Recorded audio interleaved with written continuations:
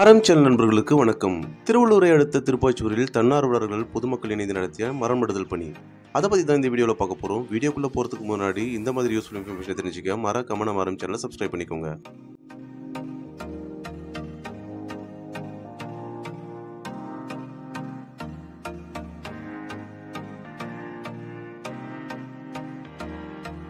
திருவள்ளூரில் இயற்கை பணியில் கடந்த 10 ஆண்டுகளுக்கும் மேலாக சமூக பணியில் ஈடுபட்டு வரும் வாகை ட்ரஸ்ட். திருவள்ளூரில் பல்வேறு பகுதிகளில் நாட்டு மரங்களை நட்டு வளர்த்தல், நீர்நிலைகளை பராமரித்தல், பூங்காக்களை உருவாக்குதல், ஏழை எளிய மக்களுக்கு உதவுதல், சாலையோர மக்களுக்கு உணவு வழங்குதல் போன்ற பல்வேறு சமுதாய பணிகளை இந்த வாகை ட்ரஸ்ட் செய்து வருகிறார்கள்.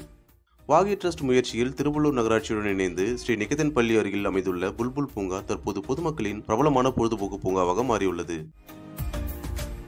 குழந்தைகள் முதல் பெரியவர்கள் வரை அனைவரும் இந்த பூங்காவை பயன்படுத்தி வருகின்றனர். மேலும் இந்த குழு திருவள்ளூரில் பல பூங்காக்களை உருவாக்கி வருகிறது. தற்போது முதல் கட்டமாக திருவள்ளூரில் ரோஸ்மகால் அருகில் உள்ள PM நகர் பகுதியில் 2 பூங்காக்களை உருவாக்கி வருகின்றனர். இந்த குழு பூங்காவை உருவாக்க தங்களால் இயன்ற அளவு பென்சிங் அமைத்தல், விளையாட்டு சாதனங்கள் அமைத்தல், அமர இருக்கைகள், நாட்டு மரங்கள் நட்டு வளர்த்தல் போன்ற பணிகளை திருவள்ளூர் நகராட்சி மற்றும் பொதுமக்கள் ஒத்துழைப்புடன் செய்து வருகிறார்கள். இதன் தொடர்ச்சியாக ஞாயிறு அன்று திருவள்ளூர் அருகில் உள்ள திருப்பாச்சூர் பகுதியில் அமைந்துள்ள ஸ்ரீ கற்பக விநாயகர் பூங்காவில் மரம் நடுதல் பணியை தொடங்கி வைத்தனர்.